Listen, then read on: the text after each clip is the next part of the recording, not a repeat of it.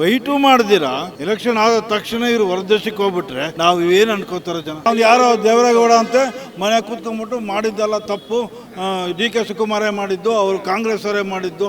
D K Shivakumar ಆದ್ರೇನು, ಅವ್ರ ಅಣ್ಣ ಆದ್ರೇನು, ಅವ್ರ ಅಪ್ಪ ಆದ್ರೇನು, ಎಲ್ಲಾನು ಯಾರೇ ಆಗಿರಲಿ ಏನೇ ಆಗಿರಲಿ ಅವ್ರ ಶಿಕ್ಷೆ ಆಗಲೇಬೇಕು ಅಂತ ಮೋದಿ ಅವರು ಕರೆಕ್ಟ್ ಆಗಿ ಹೇಳಿದ್ದಾರೆ. ಇದುವರೆಗೂ ಇದು 8ನೇ ಕೇಸ್ ಇದು. MLA ಯಾವುದು ತಪ್ಪಿಸೋದಕ್ಕೆ ಶಿಕ್ಷೆ ಆಗಿದೆ. ರೇವಣ್ಣ ಇಲ್ವಾ, ರೇವಣ್ಣ ಮಗ ಇಲ್ವಾ, ಇವ್ರು ಏನೇ ಮಾಡಿದ್ರು ಇವ್ರ ವಂಶದವರು ಎಲ್ಲ ಕಳ್ರೆ. ಸರ್ ತಮ್ಮ ಹೆಸರು?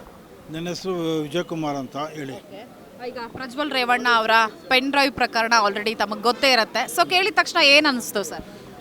ನೋಡಿ, ಇದು ಯಾರೇ ಮಾಡಿದ್ರು ಒಂದು ಅಪರಾಧ ಇದು. ಏನಿಗೆ ಯಾವ ಥರ ಅಪರಾಧ ಅಂದರೆ, ಒಂದು ಮಹಿಳೆಯ ಮೇಲೆ ಅತ್ಯಾಚಾರ ಮಾಡಿದಾರೋ ಬಿಟ್ಟಿದಾರೋ ಅವ್ರಿಗೆ ಗೊತ್ತು. ಈಗ ಸುಮ್ಮನೆ ಎಲ್ಲ ಆಯಿತು. ಇವರು ಸುಮ್ಮನೆ ಸುಳ್ಳು ಹೇಳ್ತಾರೆ, ಕುಮಾರಸ್ವಾಮಿನೇ ಹೇಳ್ತಾರೆ, ಇವರೆಲ್ಲ ಹುಡ್ಸಿರೋದು ಡಿ ಕೆ ಶಿವಕುಮಾರು ಅವರು ಹುಡ್ಸಿರೋದು ಒಪ್ಕೊಳ್ಳೋಣ. ಎಲೆಕ್ಷನ್ ಟೈಮ್ನಲ್ಲಿ 4 ಜನಕ್ಕೆ ಬಂದಾಗ 4 ಮಾತಾಡ್ತಾರೆ, ಅದನ್ನು ಏನೋ ಮಾಡಬೇಕು ಮಾತಾಡ್ತಾರೆ. ಆದರೆ ಮಾಡಿದ ನಿಜ ಅಂತ ಗೊತ್ತಿದ್ರೂ ಇಲ್ಲೋ ಗೊತ್ತಿಲ್ಲ. ಅದು ಯಾಕೆ ಹೊರ ದೇಶಕ್ಕೆ ಹೋಗ್ಬೇಕಾಗಿತ್ತು? ಇಲ್ಲಿ ನಿಂತ್ಕೊಂಡು ಫೈಟ್ ಮಾಡಬೇಕು ಅಲ್ವಾ? ಫೈಟು ಮಾಡ್ದಿರಾ ಎಲೆಕ್ಷನ್ ಆದ ತಕ್ಷಣ ಇವರು ಹೊರ ದೇಶಕ್ಕೆ ಹೋಗ್ಬಿಟ್ರೆ ನಾವು ಏನು ಅನ್ಕೋತಾರೆ ಜನ. ಅಂದ್ರೆ SIT ತನಿಖೆಗೆ ಹಾಜರಾಗದೇ ಇರೋದೇ ಸಾಕಷ್ಟು ಅನುಮಾನಗಳಿಗೆ ಕಾರಣ ಆಗ್ತಾ ಇದೆ ಅಂತ ಆಗಿದೆ. ಈ ಕಾರಣಕ್ಕೆ ನೀವು ತಪ್ಪಿಸ್ಕೊಂಡು ಓಡಾಡಿ ಇವಾಗ ಡಿ ಕೆ ಶಿವಕುಮಾರ್ ಅವರು ಮಾಡಿದ್ರು, 1 ಲಕ್ಷ ರಿಲೀಸ್ ಮಾಡಿದ್ರು. ನ್ಯಾಚುರಲಿ ನನಗೆ ಬಂತು ಅಂದರೆ ನಾನು ಟು ಸೆಂಡ್ ಇಟ್. ನಾನು ನೋಡಪ್ಪ ಇದೆಲ್ಲ ಕಾಮನ್ ಅಂತ ಕಾಮನ್ ಆಗಿದೆ. ಅದನ್ನು ನೀವು ಬಾಯಿ ಮುಚ್ಚಾಡೋಕ್ಕೆ ಇದಕ್ಕೆಲ್ಲನೂ ಮಾತಾಡಿದ್ರೆ ಭಾಳ ತಪ್ಪು. ಇದನ್ನೇ ಹೇಳಿರೋದು ಮೋದಿಯವರು ಹೇಳಿದ್ದಾರೆ ಮೊನ್ನೆ ಸಹ. ಯಾರೇ ಆಗಿರಲಿ ಏನೇ ಆಗಿರಲಿ ಮಾಡಿದ ತಪ್ಪನ್ನು ಅನುಭವಿಸ್ಲೇಬೇಕು, ಅವ್ರ ಶಿಕ್ಷೆ ಆಗಲೇಬೇಕು ಅಂತ ಮೋದಿ ಅವರು ಕರೆಕ್ಟಾಗಿ ಹೇಳಿದ್ದಾರೆ. ಈ ಇನ್ಸಿಡೆಂಟ್ ಏನು ನಡೆಯುತ್ತೆ 2-3 ದಿನ ಆದಮೇಲೆ HD ರೇವಣ್ಣ ಅವರು ಮೀಡಿಯಾಗಳಿಗೆ ಒಂದು ರಿಯಾಕ್ಷನ್ ಅನ್ನ ಕೊಡ್ತಾರೆ. ಅದೆಲ್ಲವೂ ಹಳೆ ವಿಡಿಯೋಗಳು ಅಂತ ಹೇಳ್ತೀನಿ. ಅವ್ರು ಏನೇ ರಿಯಾಕ್ಷನ್ ಕೊಟ್ರು ಮಾಡಿದ ತಪ್ಪನ್ನು ಒಪ್ಕೊಳ್ಳಿ. ಮಾಡ್ತಾ ಇರೋದನ್ನು ಒಪ್ಕೊಂಡ್ರೆ ಸಾಕು. ಅದು ಬಿಟ್ಟು ನಾನು ಮಾಡೇ ಇಲ್ಲ, ಅದು ಮಾಡಿಲ್ಲ ಅಂತ ಹೇಳಿದ್ರೆ ಭಾಳ ಅಪರಾಧ. ಅರೆಸ್ಟ್ ಮಾಡ್ತಾರ, ಏನಾನ ಸ್ವಲ್ಪ ಸಿಕ್ಕಿದ್ರೆ ತಾನೆ ಅರೆಸ್ಟ್ ಮಾಡೋದು. ಇದು ಸುಮ್ಮನೆ ಇವ್ನು ಬಂದು ಇಟ್ಕೊಂಡು ಹೋಗೋಕ್ಕಾಗತ್ತಾ? ಏನೋ ಸ್ವಲ್ಪ ಸಿಕ್ಕಿರುತ್ತೆ ಯಾವತ್ತೂ ಅಷ್ಟೇ ಮಾತಾಡೋಕ್ಕಿಂತ ಮುಂಚೆನೆ ಎಲ್ಲನೂ ಇಟ್ಕೊಂಡೇ ಮಾತಾಡೋದು. ಈಗ 2024ರಲ್ಲಿ ಮಾಡಿದ್ರು ತಪ್ಪು, 2015ರಲ್ಲಿ ಮಾಡಿದ್ರು ತಪ್ಪೇ ಅಲ್ವಾ ಅದು? ಈಗ ಅವ್ರು ಮಾಡಿದ್ದು ಅವರು ತಿನ್ಕ ಮಾಡ್ಕೊಂಡಾಗ್ಲಿ ಬಿಡಿ.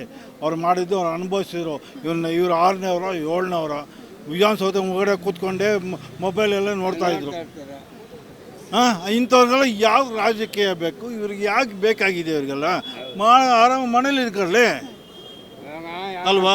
ಮಾಡ್ತಾರೆ, ಅದು ಎಷ್ಟೋ ವರ್ಷ ಆದ್ಮೇಲೆ ಹಿಡಿತಾರೆ. ಅದೇ ಥರ ಯಾವ ಮಾಡಿದ್ರೆ ತಪ್ಪೇ ಅಲ್ವಾ? ಏನಾಗಿದೆ ಗೊತ್ತಾ? ಸುಳ್ಳು ಪ್ರಚಾರ ಮಾಡಿ ಆದಷ್ಟು ಇದನ್ನು ಕ್ಲೋಸ್ ಮಾಡೋಕ್ಕೆ ನೋಡ್ತಾರೆ ಜನ. ಯಾವ ಕಾರಣಕ್ಕೂ ಒಪ್ಪಲ್ಲ. ಈಗ ಕೆಲವರು ಮಾತಾಡುವಾಗ ಹೇಳ್ತಾ ಇದ್ರು 1-2 ವರ್ಷ ಆದಮೇಲೆ ಜನರು ಈ ಬಗ್ಗೆ ಮರ್ತು ಹೋಗ್ಬಿಡ್ತಾರೆ ಅಂತ. ನೆವರ್. ಇವಾಗ ಮುಂಚೆ ಇದೆಲ್ಲ TV ಇರಲಿಲ್ಲ, ಫೋನ್ನಲ್ಲಿ ಎಲ್ಲ ಕಾಂಟ್ಯಾಕ್ಟ್ ಇತ್ತು. ಇವಾಗ ಮೊಬೈಲ್ ಬಂದಿದೆ. ಮೊಬೈಲಿಂದ ಮೊಬೈಲ್ಗೆ ಹೋಗುತ್ತೆ.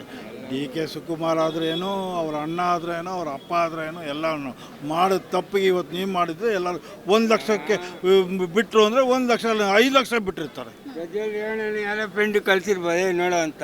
ಅಯ್ಯೋ, ಅದು ಮೊನ್ನೆ ಕೂತ್ಕೊಂಡು ಅವ್ನು ಯಾರೋ ದೇವರೇಗೌಡ ಅಂತ ಮನೆ ಕೂತ್ಕೊಂಡ್ಬಿಟ್ಟು ಮಾಡಿದ್ದಲ್ಲ ತಪ್ಪು, ಡಿ ಕೆ ಶಿವಕುಮಾರೇ ಮಾಡಿದ್ದು, ಅವರು ಕಾಂಗ್ರೆಸ್ ಅವರೇ ಮಾಡಿದ್ದು. ಇದೆಲ್ಲ ಏನಾಗಿದೆ ಗೊತ್ತಾ? ಇದೆಲ್ಲ ಅವನಿಗೂ ಕಾಸು ಕೊಟ್ಟು ಎಲ್ಲ ಬಾಯಿ ಮುಚ್ಚಕ್ಕೆ ಇದೆಲ್ಲ ಪ್ರಯತ್ನ ಪಡ್ತಾ ಇದ್ದಾರೆ. ಇದು ಸಾಧ್ಯವಿಲ್ಲ. ಮಾಡಿದ ತಪ್ಪನ್ನು ಅನುಭವಿಸ್ಬೇಕು. ಇವ್ರು ಏನೇ ಮಾಡಿದ್ರು ಇವ್ರ ವಂಶದವರು ಎಲ್ಲ ಕಳ್ರೆ. ಇವ್ರ ವಂಶದವರು ಒಂದೇನಾ? ರೇವಣ್ಣ ಇಲ್ವಾ, ರೇವಣ್ಣ ಮಗ ಇಲ್ವಾ, ಇವರೆಲ್ಲ ಇಲ್ವಾ? ಇವ್ರೇನು ಸಾಚನಾ? ಎಲ್ಲ ಒಂದೇನೆ. ಇವನು ಅವ್ನು ಸಿಗಾಕೊಂಡ, ಇವ್ರು ಸಿಗಾಕೊಂಡಿಲ್ಲ ಅಷ್ಟೇ. ಈಗ ಇನ್ನೊಂದು ಸೂಕ್ಷ್ಮ ವಿಚಾರವನ್ನ ಗಮನಿಸಬೇಕು ಸರ್. ಯಾಕಂದ್ರೆ ಈ ಒಂದು ವಿಡಿಯೋಗಳನ್ನ ಏನು ವೈರಲ್ ಮಾಡಿದ್ದಾರೆ, ಬಟ್ ಅಲ್ಲಿ ಯಾವ ಮಹಿಳೆಯ ಫೇಸ್ ಕೂಡ ಬ್ಲರ್ ಆಗಿಲ್ಲ. ಸೊ ಇದರಿಂದ ಎಲ್ಲೋ ಒಂದು ಕಡೆ ಹೇಳ್ತೀನಿ ಕೇಳಿ, ಇದು ಮಾಡಿದ್ದೇ ಅಪರಾಧ. ದೌರ್ಜನ್ಯ ಮಾಡಿರೋದು ಮಹಿಳೆಯರಿಗೆ ಮಾತ್ರ. ಪಾಪ ಅವ್ರಿಗೆ ಯಾರೇ ಆಗಿರಲಿ, ಅವ್ರ ಮಕ್ಕಳೇ ಆಗಿರಲಿ, ಅವರು ಹೆಣ್ಮಕ್ಳಿಗೆ ಹಿಂಗಾಯ್ತು ಅಂತ ಸುಮ್ಮನೆ ಬಿಡ್ತಾರ? ಕಂಡೋರು ಹೆಣ್ಮಕ್ಳಿಗೆ ಮಾಡಿದಾರೋ ಬಿಟ್ಟಿರೋ ಅವ್ರಿಗೆ ಗೊತ್ತು. ಎದುರಿಸ್ಬೇಕು. ಎದುರಿಸ್ಕೊಂಡು ಅವ್ರು ಬಾಂಬೆದ ಮನೇಲಿ ಯಾಕೆ ಬಚ್ಚಿಟ್ಕೋಬೇಕಾಗಿತ್ತು? ಏನು ಕಾರಣ? ಇವ್ರು ಮಾಡಿಲ್ಲ, ಕರೆಕ್ಟ್ ಒಪ್ಕೊಳ್ಳೋಣ. ಇವ್ರು ಏನು ಮಾಡಿಲ್ಲ, ಎಲ್ಲ ಕಾಂಗ್ರೆಸ್ನವರೇ ಮಾಡಿಸ್ತಿರೋದು ಅಂತ ಒಪ್ಕೊಳ್ಳೋಣ. ಆದರೆ ಆ ಎಮ್ಮನ್ನ ಕರ್ಕೊಂಡೋಗಿ ಬಚ್ಚಿಟ್ಕೊಂಡಿದ್ದೇನಕ್ಕೆ? ಯಾಕೆ ಬಚ್ಚಿಟ್ಕೋಬೇಕು? ಅಮ್ಮ ಡೈರೆಕ್ಟಾಗಿ ಹೇಳ್ತಾ ಇದ್ದಾಳಲ್ಲ, ಇಬ್ಬರು ಬಂದು ಎದುರಿಸೋದು ಮಾಡೋದು, ಎದುರುಗ ನಾನು ಗಲಾಟೆ ಯಾರೇ ಮಾಡ್ತೀನಿ, ಕೊಲೆ ಮಾಡಿಸ್ತೀನಿ, ನಿನಗೆ ಎದುರಿಸ್ತೀನಿ ಅಂದರೆ ಏನು ಮಾಡುತ್ತಾ ಹೆಂಗಸು ಪಾಪ? ಕೊಟ್ಟಿಗೆ ಮನೆಯಲ್ಲಿ ಒಂದು ವಾರದಿಂದ ಕಟ್ಟಾಕಿದ್ರೆ ಊಟ ತಿಂಡಿ ಇಲ್ದಿರ ಸೊಳ್ಳೆ ಕಚ್ಕೊಂಡು ಇದೆಲ್ಲ ಮಾಡ್ಬೋದಾ? ಕೇಳಿ, ನೀವೇನೇ ನೀವು ಇದು ಮೊಬೈಲ್ ಇದು ಇದಕ್ಕೆ ಎಲ್ಲಿ ಹೋದ್ರೂ ನೀವು ಮೈಕ್ ಇಟ್ಕೊಂಡು ಮಾತಾಡಿದ್ರು ಇವ್ರು ಮಾಡಿದ್ದು ನಿಜ, ಇದು ಮುಚ್ಚೋದು ನಿಜ. ಎಲೆಕ್ಷನ್ ಆಗೋವರೆಗೂ ಗಲಾಟೆ ಇತ್ತು, ಇನ್ನು ಮುಂದೆ ನಾಳೆ ಏನು ಗಲಾಟೆನೂ ಆಗಲ್ಲ. ಈ ಸದ್ಯಕ್ಕೆ ಎಲ್ಲನೂ ಮುಚ್ಕೊಂಡು ಹೋಗುತ್ತೆ. ಅವ್ರವ್ರ ಪ್ರಾಬ್ಲಮ್ ಅವ್ರ ಮನೇಲಿ ಇರ್ತಾರೆ ಅಷ್ಟೇ. ಹಾಗಾದ್ರೆ ತಪ್ಪಿತಸ್ಥರಿಗೆ ಶಿಕ್ಷೆ ಆಗಲ್ಲ ಅಂತನಾ? ಇದುವರೆಗೂ ಇದು 8ನೇ ಕೇಸ್. ಇದು MLAಗಳಲ್ಲಿ ಯಾವುದು ತಪ್ಪಿಸೋದಕ್ಕೆ ಶಿಕ್ಷೆ ಆಗಿದೆ, ಯಾರ್ದು ಆಗಿದೆ. ಎಕ್ಸಾಂಪಲ್ ನೀವೇ ಇಟ್ಕೊಳ್ಳಿ, ನಾವು ಯಾವ ಪಕ್ಷ ಅಂತ ಹೇಳಲ್ಲ. ರೇಣುಕಾಚಾರ್ಯ ಆಯಿತಾ, ಜಾಲಪ್ಪಂದು ಆಯಿತಾ, ಜಾಲಕ್ಕೆ ರಮೇಶ್ ಜಾರಕಿಹೊಳಿದು ಆಯಿತಾ, ಆಮೇಲೆ ವಿಧಾನಸೌಧದಲ್ಲಿ TV ನೋಡ್ಕೊಂಡು ಮೊಬೈಲ್ ಇಟ್ಕೊಂಡು ನಡೆದಿಲ್ಲ, ಅವ್ರಿಗೆ ಶಿಕ್ಷೆ ಆಯಿತಾ? ಯಾವ ಹೆಣ್ಣು ಮಕ್ಕಳಿಗೆ ನ್ಯಾಯ ಸಿಕ್ಕಿದೆ? ಅಂದರೆ ನಮ್ಮ ದೇಶದಲ್ಲಿ ಹೇಳ್ತಾರೆ, ಭಾರತ ದೇಶದಲ್ಲಿ ಹೆಣ್ಣು ಮಕ್ಕಳಿಗೆ ಸೇಫ್ಟಿ ಅಂತಾರೆ. ಏನು ಸೇಫ್ಟಿ ಇದೆ?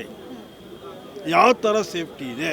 ಆದರೆ ದುಡ್ಡಿರೋರು ರಾಜಕಾರಣಿಗಳು ಈ ಥರ ಕೆಲಸ ಮಾಡಿದ್ರೆ ಹೆಣ್ಣು ಮಕ್ಕಳು ಎಲ್ಲನೂ ಬಾಯಿ ಮುಚ್ಕೊಂಡಿರ್ಬೇಕು. JDS ಅವ್ರು ಹೇಳ್ತಾ ಇದ್ದಾರೆ SIT ತನಿಖೆ ಮೇಲೆ ನಮಗೆ ನಂಬಿಕೆ ಇಲ್ಲ, CBIಗೆ ಕೊಡಿ ಅಂತ. ಅಯ್ಯೋ, CBIನೂ ಒಂದೇ, SITನೂ ಒಂದೇ. ರಾಜಕೀಯ ಎಲ್ಲ ರಾಜಕೀಯವರು ಮಾಡೋದು ಅದನ್ನೇ. ಈ ಕೇಸ್ನ CBIಗೆ ಹಾಕೊಂಡ್ರೆ ಸೆಂಟ್ರಲ್ ಇದು ದಳ ಎರಡು ಒಂದೇ. ಇವಾಗ ಆ ಕೇಸ್ನ ಬೇಗ ಕ್ಲೋಸ್ ಮಾಡಿಬಿಡ್ತಾರೆ ಅಷ್ಟೇ. ಯಾವ CID ಆಗಲಿ ಮಾಡಿರಲಿ, ಮಾಡಿದ್ದನ್ನು ಒಪ್ಕೊಳ್ಳಿ, ಶಿಕ್ಷೆ ಆಗಲಿ. ಯಾಕೆ ಇಷ್ಟೆಲ್ಲ ನೋಟಿಸ್ ಕೊಟ್ಟು ಇಡೀ 196 ಹೊರದೇಶಕ್ಕೆ ನನ್ನ ಕೊಟ್ಟಿದ್ದಾರೆ? ಯಾಕೆ ಬೇಕಾಗಿತ್ತಿದಲ್ಲ? ನಾ ಇವಾಗ ಬರಲಿ ನಿಂತ್ಕೊಂಡು ಮಾತಾಡಲಿ, ನಾನು ಮಾಡಿಲ್ಲ, ನನ್ನ ತಪ್ಪಿಲ್ಲ, ಸಾಧನೆ ಮಾಡಲಿ. ಆದರೆ ಆ ಹೆಣ್ಮಕ್ಳು 3 ಜನನ ಸೇಫ್ಟಿಯಾಗಿರಲಿ ಅಷ್ಟೇ ನಾವು ಕೇಳ್ಕೊಳ್ಳೋದು. ಅದನ್ನೇ ದೇವರು ಚೆನ್ನಾಗಿಟ್ಟಿರಲಿ.